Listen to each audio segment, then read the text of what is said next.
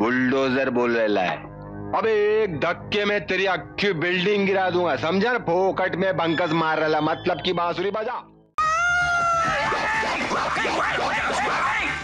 हिंदी फिल्मों का एक अतरंगी कैरेक्टर जो शरीर से एकदम दुबला पतला था, मगर ज्यादातर रोल गुंडे बदमाश का निभाता था।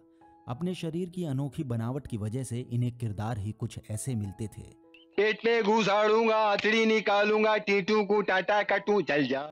हिंदी फिल्मों का एक ऐसा गुंडा जिससे दर्शक डरते कम और हंसते ज्यादा थे।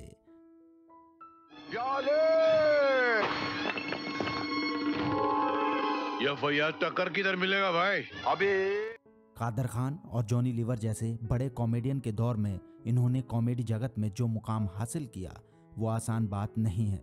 फिल्मों में इन्हें रोल तो छोटे ही मिलते थे, पर वो इतने असरदार होते थे कि इनके फिल्मी नाम और काम को आज भी याद किया जाता है। टक्कर डरना वरना जानता नहीं, समझा ना? एक कमाल का हथियार अपना टक्कर, देखा नहीं क्या? अगर आपने उस दौर की वो फिल्में देखी हैं जिनमें कॉमेडी कूट कूट कर भरी होती थी तो यकीनन आप भी इस चेहरे को भूले नहीं होंगे। इनका असल नाम तो रज़ाक खान है, मगर फिल्मी दुनिया से इन्हें जो नाम मिले वो हैं छोटा चेतन, निंजा चाचा, माणिक चंद, बुलडोज़र भाई, बाबू बिस्लरी और फयाज टक्कर। क्या आप जानते हैं कि एक होटल में बैठे बैठे इनको कैसे उस दौर की एक बहुत महंगी फिल्म में काम करने का ऑफर मिल गया था, और कौन था वो शख्स जो रज़ाक के लिए इंडस्ट्री का गॉड फादर बनकर उनकी जिंदगी में आया। टैक्सी चलाने से पहले अपन हफ्ता वसूली का ही काम करते थे। क्या पापड़िया भाई, किसको भी पूछ ले। फिल्मी दुनिया के इस कॉमेडियन की दर्दनाक मौत के बारे में भी आपको बताएंगे, मगर उससे पहले जो लोग हमारे चैनल पर नए हैं, निवेदन है कि वो चैनल को सब्सक्राइब कर लें। रज़ाक खान का जन्म 28 मार्च 1961 को माया नगरी मुंबई में हुआ था। भाईखला के मदनपुरा इलाके में इनका बचपन बीता। माँ बाप अफगानी मूल के थे जो सालों पहले मुंबई में आकर बस गए। रज़ाक का बचपन सामान्य तरीके से बीता। इनकी तालीम उर्दू में हुई थी, जिससे उर्दू भाषा पर इनकी अच्छी पकड़ बन गई, मगर अंग्रेज़ी भाषा में ये बेहद कमज़ोर थे। बचपन से ही फिल्में देखने का शौक़ रहा। दिलीप कुमार और महमूद की फिल्में देखकर ये उन्हीं की तरह फिल्मों में जाना चाहते थे। दिलीप कुमार की कोहिनूर और आज़ाद तो इन्हें सबसे ज़्यादा पसंद आई, और इसके बाद इन्होंने फिल्मों में जाने का पूरा मन बना लिया।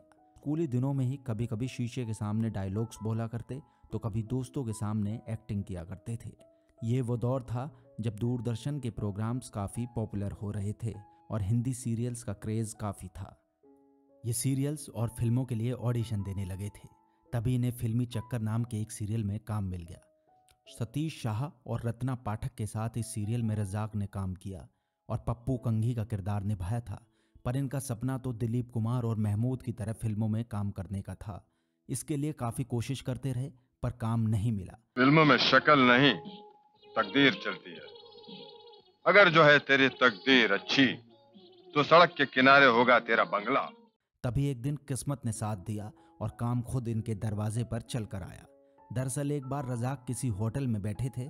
फिल्मकार जावेद अख्तर भी उसी दिन उस होटल में किसी काम से आए थे। जावेद साहब की नज़र रज़ाक पर पड़ी तो उन्हें इनके बात करने का अंदाज कुछ अलग सा लगा। जावेद साहब को पहली ही नज़र में रज़ाक में एक एक्टर की झलक दिखी। वो फौरन ही इनके पास गए और रज़ाक को फिल्मों में काम करने का ऑफर दे दिया। ये सुनते ही रज़ाक ने तुरंत हामी भर दी। जावेद साहब ने इन्हें सतीश कौशिक से मिलवाया, जो उन दिनों बॉनी कपूर की रूप की रानी चोरों का राजा नाम की फिल्म बना रहे थे। जावेद साहब के कहने पर इनको फिल्म में काम मिल गया, जिसके बाद इन्हें अनिल कपूर और श्रीदेवी जैसी बड़ी स्टार कास्ट के साथ काम करने का मौका मिला। फिल्म में भले ही इनका रोल छोटा था, पर इस फिल्म ने रज़ाक के लिए एक्टिंग के सारे दरवाजे खोल दिए थे। भले ही रूप की रानी चोरों का राजा फ्लॉप हो गई, पर रज़ाक के काम को राजीव रॉय ने इतना पसंद किया कि इन्हें इनकी दूसरी फिल्म मोहरा भी मिल गई। मोहरा में इन्हें रिजवान नाम का एक नेगेटिव रोल मिला। उन दिनों डायरेक्टर उमेश मेहरा को अपनी फिल्म यार गद्दार के लिए कलाकारों की तलाश थी, जिसके लिए वो ऑडिशन ले रहे थे। इसी फिल्म का ऑडिशन देने के लिए रज़ाक नटराज स्टूडियो पहुंच गए, जहां उन्हें पता चला कि किसी दूसरे स्टूडियो में टीवी सीरियल की शूटिंग चल रही है, तो ये शूटिंग देखने के लिए स्टूडियो में चले गए। इस सीरियल का नाम था नया नुक्कड़। नया नुक्कड़ को 5 डायरेक्टर मिलकर एक साथ बना रहे थे, जिनमें सुधीर मिश्रा भी थे। सुधीर की जावेद अख्तर से दोस्ती हुआ करती थी, तो वो रज़ाक को भी जानते थे। सुधीर मिश्रा ने रज़ाक को सीरियल में काम करने का ऑफर दिया, जिसे इन्होंने स्वीकार कर लिया।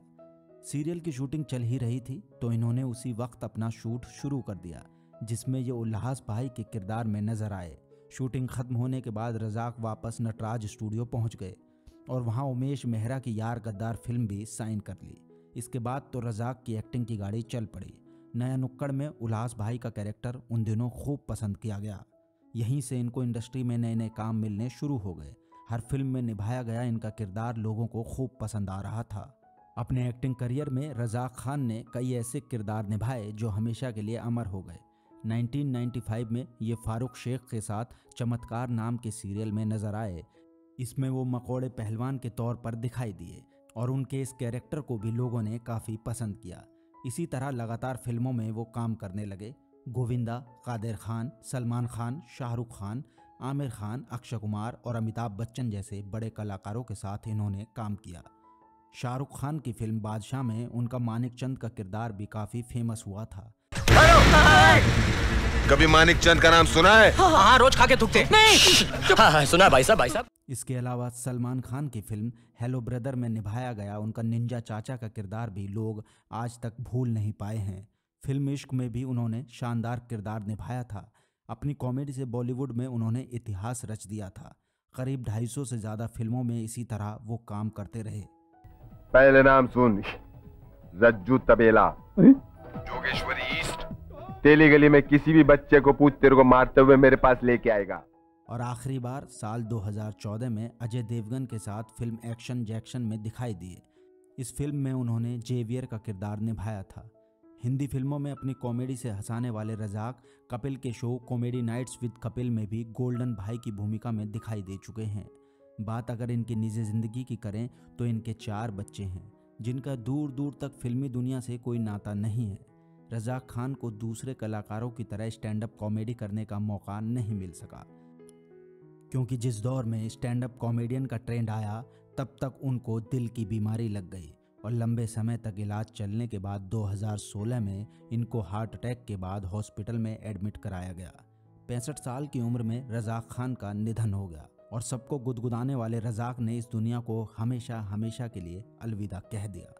आपको रजाक खान का कौन सा किरदार सबसे ज़्यादा पसंद है, हमें कमेंट करके ज़रूर बताएं। और आगे भी फिल्मी दुनिया से जुड़ी हस्तियों की कहानियाँ सुनने के लिए हमारे चैनल को सब्सक्राइब कर लें और अपने दोस्तों के साथ ज़रूर शेयर करें।